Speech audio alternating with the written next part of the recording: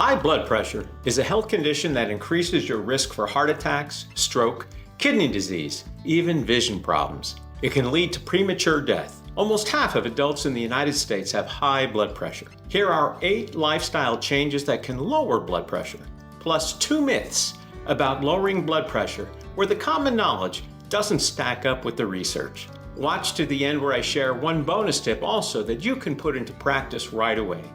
This amazing tip costs nothing, is fun to do, and research says it could reduce your risk of heart disease by 15%. Tip number 1 is to lose weight and watch your waistline. Blood pressure often increases as weight increases. Being overweight can also cause disrupted breathing while you sleep, a condition called sleep apnea, which further raises blood pressure. Doctors often measure obesity with a body mass index. It's not a perfect tool, but people with a BMI of 25 or over tend to be obese, and people under 25 are not obese. This study concluded that if your BMI is 25 or higher, your chances for high blood pressure are 2.4 times greater for younger adults and 1.5 times greater for older adults than if you weren't obese. And this study compared women with BMIs of less than 22 with those above 29. In other words, people who were lean or more obese, and found that the risk of high blood pressure increased anywhere from 2 to 6 times for people with the higher BMI. Blood pressure is measured as millimeters of mercury, but that's awfully scientific. In this video, I'm just going to refer to them as points. And blood pressure readings have 2 numbers, like 130 over 70. The first number is called systolic, and the second number is diastolic. Both are important to control, but the American Heart Association says that the most important one in your older years is the first number. So in this video, if I refer to one single number, I'm referring to the first number, and if I refer to 2 numbers, I'm referring to the common reading of one number over another. Even a small amount of weight loss can help lower blood pressure. In general, blood pressure might go down by 1 point with each 2 pounds of weight lost. Now think about that. If you could drop 20 pounds, you might reduce your blood pressure by 10 points. Also, the size of our waists is equally important because carrying around too much in your midsection can raise the risk of high blood pressure again. In general, men are at risk if our waists are greater than 40 inches, and women are at risk if your waists are greater than 35 inches. Tip number 2 is to exercise regularly. Regular aerobic exercise can lower high blood pressure by about 5 to 8 points. It's important to keep exercising to keep blood pressure from rising again. As a general goal, aim for at least 30 minutes of moderate physical activity every day. Exercise can also help keep elevated blood pressure that's slightly high from turning into really high blood pressure, and at that point the doctors call it hypertension. For those who have really high blood pressure, regular physical activity can bring blood pressure down to safer levels. But here is myth number 1. It seems that the broad majority of online sources encourage you to do aerobic exercise. And this is an instance where the data might surprise you, because in this meta-study, researchers looked at over 5,000 people in over 100 separate exercise trials. They looked at a variety of exercises, including endurance, dynamic resistance, combined, and isometric resistance. They found that all exercise helps reduce blood pressure to a degree. And personally, I've always assumed that the best exercise for blood pressure control would be aerobic endurance exercises.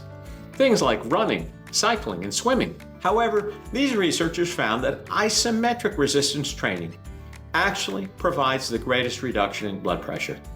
People who engaged in endurance exercise reduced their systolic blood pressure by 3.5 points. But those who engaged in isometric exercises, which are things where you hold a static position like planks, side planks, glute bridges, and wall sits, where you have no actual movement in the joints, they reduce their blood pressure by almost 11 points. So all exercise is good, And it might be when it comes solely to blood pressure reduction that less movement is better than a lot of movement. Tip number 3 is to eat a healthy diet. Eating a diet rich in whole grains, fruits, vegetables, and low-fat dairy products, and low in saturated fat and cholesterol can lower high blood pressure by up to 11 points. Now, examples of eating plans that you've probably heard of that can help control blood pressure are the dietary approaches to stop hypertension, also known as the DASH diet, and the Mediterranean diet. In this study, scientists looked at over 450 adults. Some of the participants had high blood pressure and others didn't. For 3 weeks, they ate a diet that was low in fruits, vegetables, and dairy products, but with a fairly high fat content typical of the average diet in the United States. Let's call this the standard American diet. They were then randomly assigned for an additional 8 weeks to eat the same standard American diet, a diet rich in fruits and vegetables, or a combination diet that combined the fruits and vegetables with low-fat dairy and reduced saturated and total fats. In this diet, sodium intake and body weight were maintained at constant levels. So compared to the standard American diet, people who were on the fruit and vegetable diet lowered their blood pressure by 2.8 and 1.1 points. That's a modest improvement. But people on the combination diet did better. They reduced blood pressure by 5.5 and 3 points compared to the standard American diet. But what was really impressive was that among people in the study who had hypertension, meaning a systolic pressure of over 140 or a diastolic pressure of over 90, the combination diet reduced their blood pressure by 11.4 and 5.5 points. A big improvement.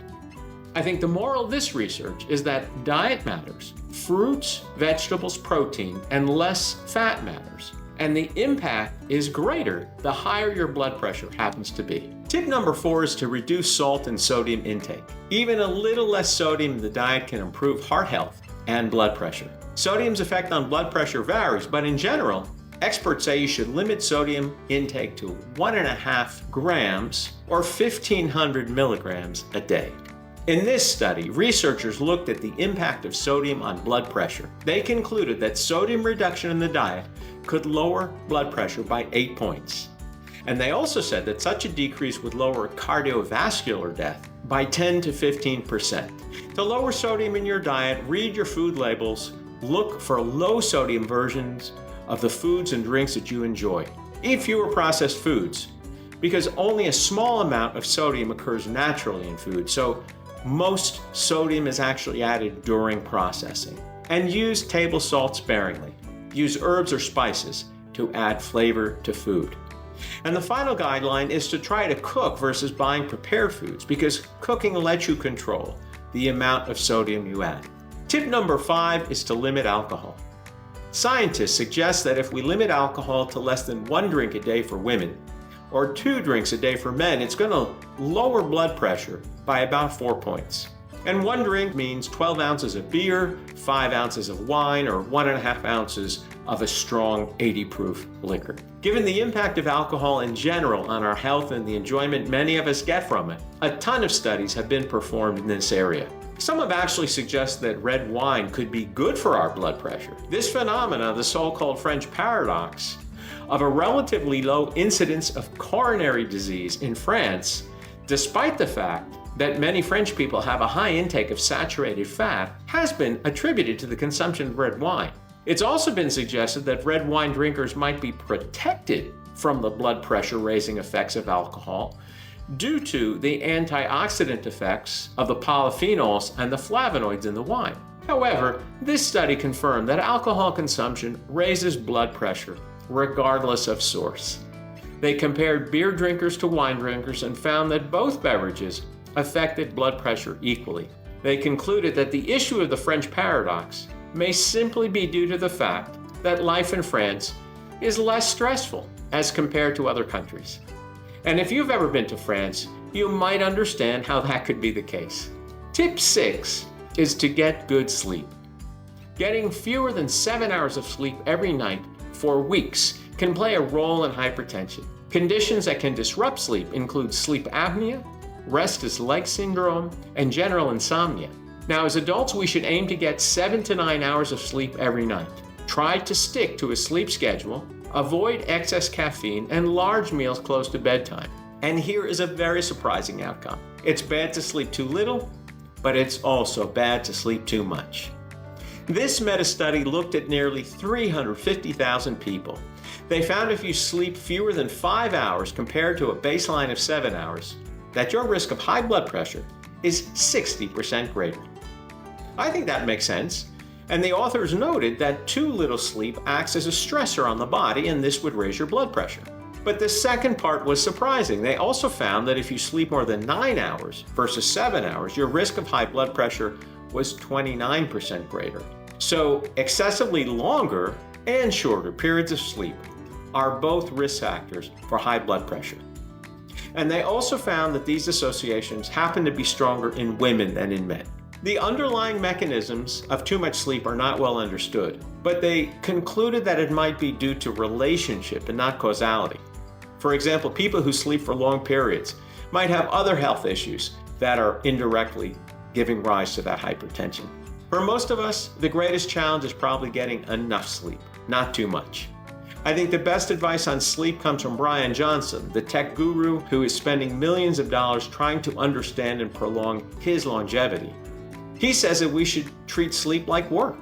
Just the way we say, I have to go to work and be there at 8 a.m., we need to sleep with the same degree of importance and consistency. Tip number 7 is to track your blood pressure at home and get regular checkups, because we can only improve things if we measure them. This study from Texas A&M shows that self-monitoring can be a highly effective tool to help control high blood pressure. The act of measuring your blood pressure doesn't directly lower it, but it keeps you conscious of where your blood pressure is and provides a reminder of the other things you need to do on a daily basis. Tip number 8 is to control your cholesterol and blood sugar.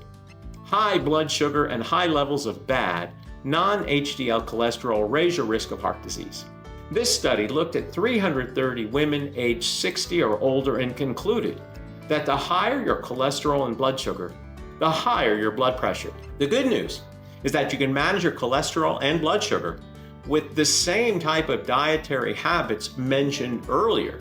So it's like killing 2 birds with 1 stone. Tip 9 is to reduce stress. Long-term stress plays a part in high blood pressure. This study looked at almost 6,000 participants. They found that if you are stressed, your risk of high blood pressure increases by 140%. And if you have high blood pressure, your risk of stress increases by 170%. While this is helpful directionally, the authors acknowledge that there's a lot they still don't know. One of the biggest issues is how to define stress and measure it comfortably across different people. But if you are concerned about your blood pressure, it can hurt to take a look at possible causes of stress in your life. Things like work, family, and money. If there are matters that are causing stress and you can do something to eliminate them, give that a try. And this brings me to the bonus tip. One thing that experts say that can help reduce your blood pressure is to practice gratitude. They say that showing other people that you feel grateful to them can help lower stress. While that might sound a little far-fetched, a recent study came out with an amazing observation. After studying almost 50,000 women, the scientists concluded that if you regularly express gratitude, your risk of death for any cause drops 9%. And when looking at heart disease in particular, it drops 15%. So what do you have to lose? Say thank you to someone near you. You can never go wrong with being grateful, and who knows, your life just might depend on it. With all things in all my videos, be sure to discuss all these issues and all your concerns with your doctor. Only he or she knows your personal situation and can give you the best guidance. But to wrap up these points, number 1, try to manage your weight and reduce your waistline.